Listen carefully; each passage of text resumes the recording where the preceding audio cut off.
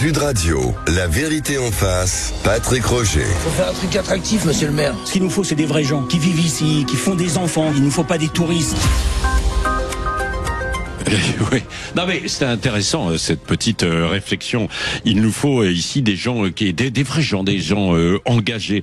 C'est ça aussi la vie évidemment dans une commune. Bonjour Cédric Szabo. Bonjour. Vous êtes le directeur des maires de l'association des maires ruraux de France. C'est vrai qu'on est à un an quasiment des municipales et il y a un véritable enjeu en fait aujourd'hui, notamment sur alors dans les grandes villes, on le voit, il y a ces constitutions en fait de listes, les partis bien sûr, mais localement dans les villes moyennes, des plus petites villes, et puis les villages, on se prépare aussi, mais d'une autre manière, quoi, non ? On en débat, on commence à se poser la question. On essaye de savoir si on continue ou pas dans l'équipe. C'est une équipe, le conseil municipal. C'est pas un maire. On personnalise beaucoup, mais c'est 500 000 élus. C'est le maire quand même qui incarne, quoi, aussi. Oui, mais c'est le maire qui est l'entraîneur de l'équipe.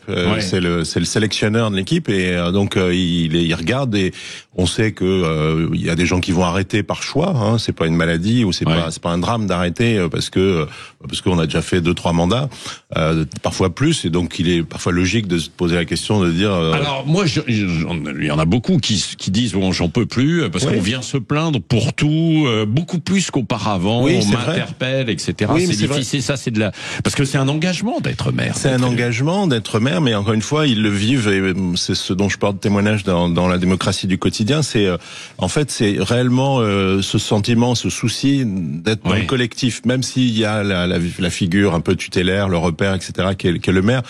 Eux, ils disent très bien, nous, on ferait rien tout seul, quoi. Hein, et donc, il faut garantir le fait que sur 6 ans, il y a une équipe, pas besoin d'avoir 50 personnes, mais il y a un premier adjoint, souvent un homme ou une femme de confiance à qui on sait qu'on peut déléguer des choses. Et puis les conseillers municipaux, on n'a pas besoin de les voir tous les jours, ils sont souvent actifs à côté. Ouais, c'est vrai.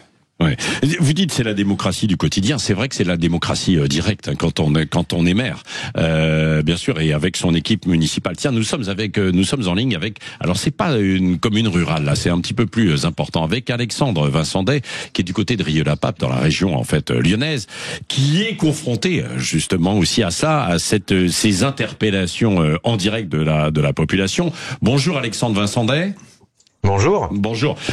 Vous interpellez parce que alors il y a deux trois histoires où vous avez été entre guillemets où vous avez fait la une. D'une part contre l'interdiction des critères 3, là vous êtes monté au créneau en disant attendez là on va priver tout le monde de sa voiture dans ma commune, hein, grosso modo c'est ça, c'est-à-dire c'est une population en fait un petit peu plus modeste, on vous a vu là-dessus. Et puis aussi sur l'ordre, sur l'autorité dans votre ville, et résultat vous faites intervenir d'une part, quand vous le pouvez, la police, alors soit la police nationale, soit la police municipale. Et là, il y a un député LFI qui est monté en fait au créneau, qui a dit que les jeunes de la ville étaient harcelés par la police. Résultat, il y a eu des tags injurieux et menaçants sur les murs de votre ville. Hein, c'est ça, Alexandre Vincent. C'est ça. Ouais, j'ai été parlementaire, donc je suis maire depuis 2014 de cette belle ville de Rieux-la-Pape, qui est une ville populaire. Hein. Quand j'ai été élu en 2014. En fait, c'est une ville d'un peu plus de 30 000 habitants aujourd'hui, qui avait plus de 57% de logements sociaux. On est en plein plan de rénovation urbaine actuellement, puisqu'on a un plan de rénovation urbaine qu'on a porté, validé avec l'ANRU, hein, l'Agence nationale de rénovation urbaine, et l'État, et la métropole de Lyon, qui aujourd'hui donne un peu plus de 360 millions d'euros. Donc en fait, on a une ville qui est en pleine transformation, on recrée de la mixité sociale. On a mis le paquet sur la sécurité aussi, et d'ailleurs, on a une des communes aujourd'hui les plus sûres de la métropole de Lyon, et dans le même temps, j'ai été parlementaire entre 2022 et 2024. J'ai été battu dans le cadre d'une triangulaire par ce fameux député LFI, qui aujourd'hui d'ailleurs fait un amalgame odieux. Non, la police municipale, elle ne harcèle pas les jeunes, elle verbalise des contrevenants, des délinquants et des voyous. Voilà, qui pourrissent la vie de nos concitoyens, qui dans les quartiers populaires sont les premières victimes des incivilités permanentes d'une ultra-minorité. Et parce que ce député a dit à l'Assemblée nationale, pour une question électorale et électoraliste, que la police nationale et municipale harcèle harcelait les jeunes, déjà c'est un amalgame odieux encore une fois entre les jeunes et les voyous. Derrière forcément vous avez la création de tensions entre cette petite minorité et ceux qui incarnent l'autorité et l'ordre, qui sont le maire, les policiers municipaux, les policiers nationaux. Vous avez eu hier des tags où on m'a encore menacé de décapitation et où on cite. Le maire, on va te couper la tête. Quand on voit ça sur les murs de sa commune, comment vous avez réagi? J'ai envie de dire le premier sujet. Moi, j'ai d'abord pensé aux policiers parce qu'en plus ils sont pour certains, il y a leur identité aussi qui sont tagués sur les murs. Et puis c'est un sentiment de révolte. Enfin, on fait notre travail parce qu'on est sollicité par nos administrés qui en ont assez qu'on leur pourrisse la vie. On met les moyens et vous avez quelqu'un qui en fait veut faire de l'électoralisme à 2 euros pour essayer de flatter un certain électorat des voyous et des dealers dans les quartiers parce qu'il pense qu'il y a que comme ça qui pourrait être réélu et donc du coup qui met une cible dans le dos et du maire et des policiers. C'est inadmissible. Et aujourd'hui les maires de toute façon et tous les maires de communes vous le diront, on est en première ligne et c'est normal qu'on soit en première ligne. On l'a voulu. Mais il y a un moment, si vous avez d'autres élus qui pour des questions électoralistes et communautaristes ou tout ce que vous voulez d'anti-républicanisme pour essayer de conserver leur poste, mettre des cibles dans le dos des maires, oui, demain il y aura peut-être une crise de vocation. Moi c'est pas mon cas parce que très clairement, moi plus on m'attaque comme ça, plus j'ai tendance même à me renforcer dans ma détermination, à me battre pour mes convictions, à me battre pour mon territoire et pour mes concitoyens, notamment les plus fragiles, qui eux n'en peuvent plus des incivilités du quotidien. Merci beaucoup. Et donc, on voit que ces tags injurieux menaçants ne vous découragent pas, mais au contraire, voilà, vous dites, je vais continuer. Pour vous dire, moi, au contraire, Alexandre Vincent Day. Même fut une époque, moi, quand on a vraiment mis le paquet aussi sur, le fait de pilonner avec l'État les points de deal qu'on avait sur la commune, et on a eu des vrais résultats. Moi, j'ai été menacé, ma famille a été menacée. Moi, j'ai même des policiers qui ont dormi chez moi. Ah oui. À une époque. Mais moi, si vous voulez, ce que je trouve lamentable dans cette histoire, et il y a beaucoup de maires qui se reconnaîtront là-dedans, c'est qu'aujourd'hui, en effet, la tension même politique a changé avec l'avènement d'un certain nombre de partis extrémistes, et les filles en fait partie. Par exemple, vous voyez, quand vous êtes menacé, quand vous êtes insulté, en général, vous avez le soutien de l'ensemble du spectre politique qui condamne ces violences ou qui condamne les menaces. Pas plus tard que ce matin, je regardais l'opposition, en fait, mon opposition municipale dit voilà, regardez Vincent Day, c'est le retour de la commedia dell'arte. C'est assez extraordinaire. Donc vous voyez, c'est bien qu'il y a un vrai problème aujourd'hui dans le respect qu'on peut avoir des maires qui sont encore une fois aujourd'hui les élus de proximité les plus respectés par nos concitoyens parce qu'on est là au quotidien à leur côté. Merci beaucoup Alexandre Vincent Day d'avoir pris un petit peu de temps pour répondre à nos questions sur Sud Radio. Cédric Szabo, ce que dit Alexandre Vincent Day, alors c'est pas une commune rurale, c'est une commune plus importante dans la périphérie évidemment de Lyon, mais les élus locaux eux aussi sur des petites communes ressentent à une autre échelle le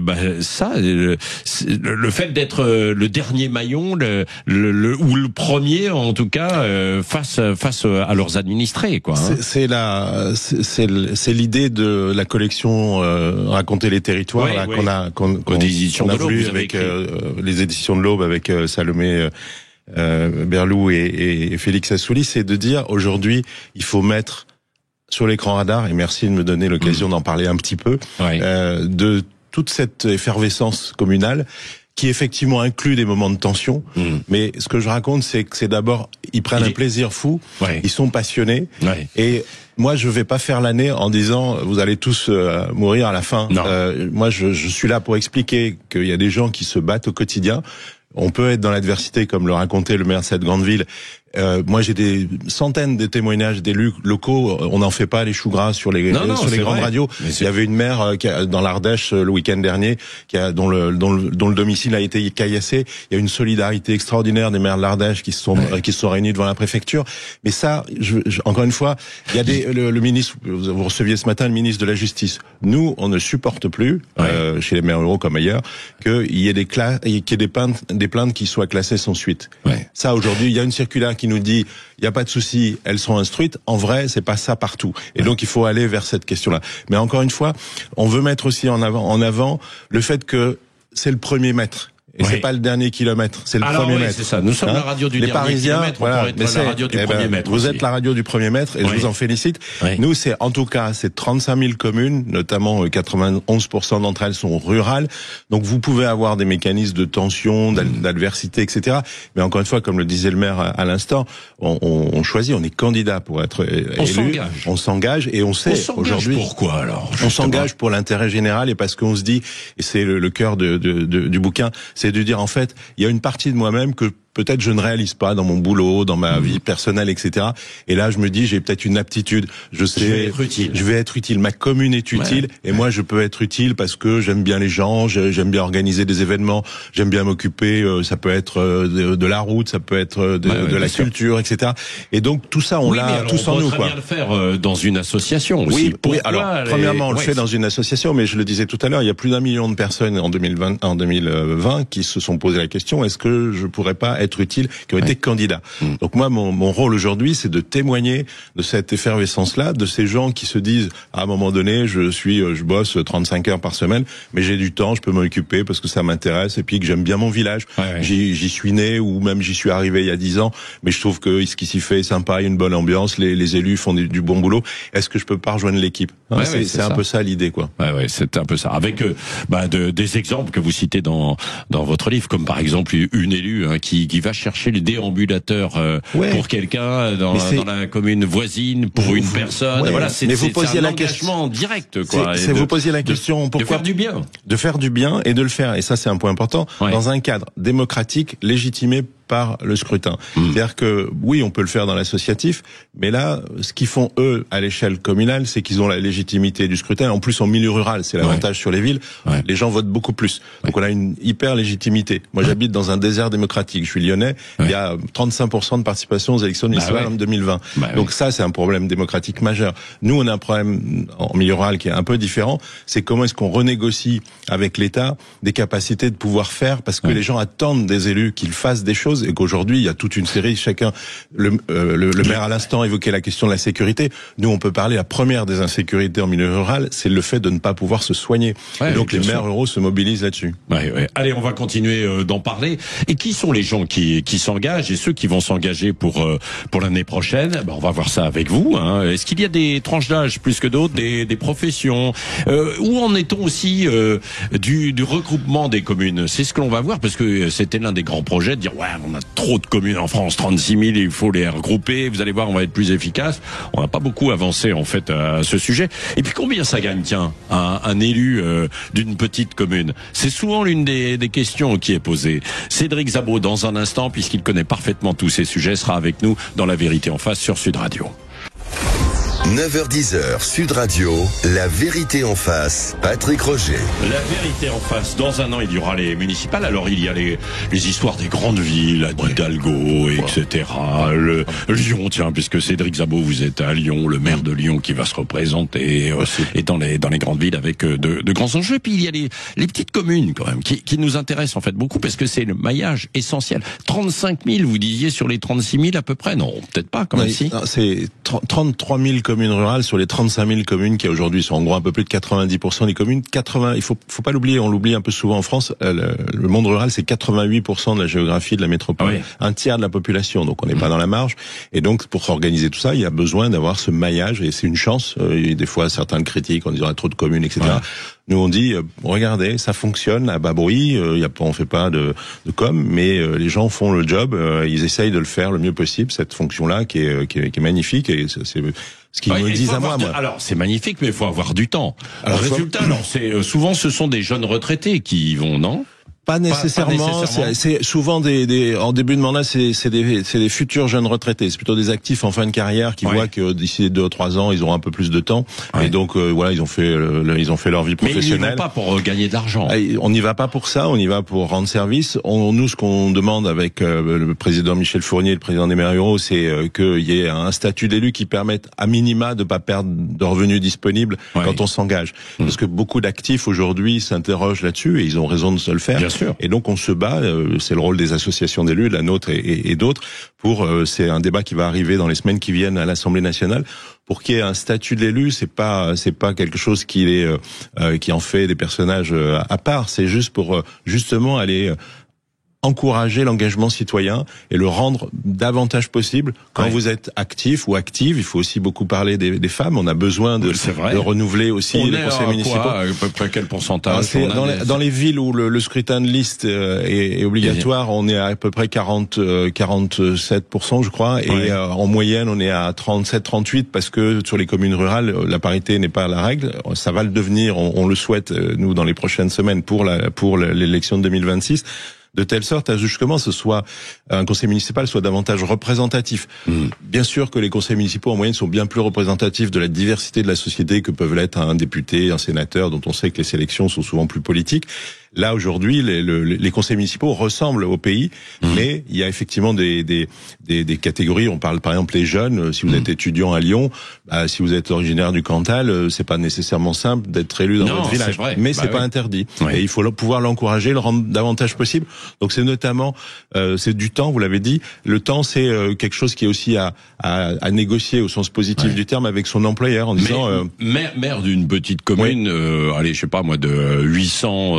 900 habitants, on gagne à peu près. C'est quoi l'indemnité? C'est quelques centaines d'euros. Et beaucoup nous disent, la moitié part déjà dans la pompe, la station-service, parce que je vais à la préfecture, je vais à l'intercommunalité. Ils n'ont pas de carte bleue pour ça, pour mettre de l'essence? Non, mais ça, je vous rassure. Mais le sujet, il est, non, voilà. Donc on le fait pas pour ça. On le fait parce que, vous l'avez dit, et on le dit souvent, le maire est l'élu le plus populaire, mais il faut peut-être s'arrêter là-dessus, parce que souvent on le dit pour juste après aller dire que ce sont les députés, les ministres, les présidents qui sont pas populaires. On confond. Nous on dit travaillons cette richesse-là qu'est ce groupe, j'ai parlé d'équipe de France des élus locaux, il faut qu'elle puisse réussir. On est content que l'équipe de France de rugby gagne, on est content que l'équipe de France de football prépare la Coupe du Monde. Nous, en 2026, il faut que ces 500 000 élus, ils soient là, ils soient présents, il faut leur donner envie. 500 000 au total. 500 000 élus dans les 35 000 communes de France, donc c'est beaucoup pour s'occuper des autres, et c'est quand même une belle fonction, une belle vocation. C'est s'occuper des autres et s'occuper de sa commune, quoi. S'occuper de sa commune, encore une fois, on est fiers. On a des services à côté de soi et qu'on la préserve. Et donc, c'est un des enjeux. Le monde rural, je le disais tout à l'heure, l'accès aux soins, c'est un sujet aujourd'hui. En gros, le champ politique classique ne sait pas traiter le sujet. Ils ont essayé plein de choses, ils n'y arrivent pas. Et donc, les élus locaux se disent, comme sur le commerce, comme sur la mobilité, on peut faire des petites choses à l'échelle locale qui rendent la vie de nos habitants plus agréable. Voilà, la démocratie du quotidien, raconter les territoires. Merci Cédric Zabot, c'est aux éditions de l'Aube. Et puis on en reparlera évidemment avec beaucoup d'histoires. On en parle beaucoup sur Sud Radio, puisque nous sommes la radio du dernier kilomètre. Alors, ou peut-être du premier mètre. Du premier, évidemment. C'est en train de changer. Je vais changer le slogan pour l'année prochaine. Merci. Parlons vrai dans un instant. C'est Valérie Expert, Gilles Gansman. Tiens, qui vont recevoir Gaspard Ganzer. Il n'a pas été maire, lui, mais pourrait peut-être il s'était lancé déjà dans une campagne quand même. Dans un instant, et puis ensuite tous les programmes. André Berkoff, les vraies voix ce soir, de retour a priori de Lyon avec Cécile de Ménibus et Philippe David, puisqu'ils étaient à Lyon hier pour le salon Global Industrie. Je crois que Philippe David a pris 2-3 kilos au passage.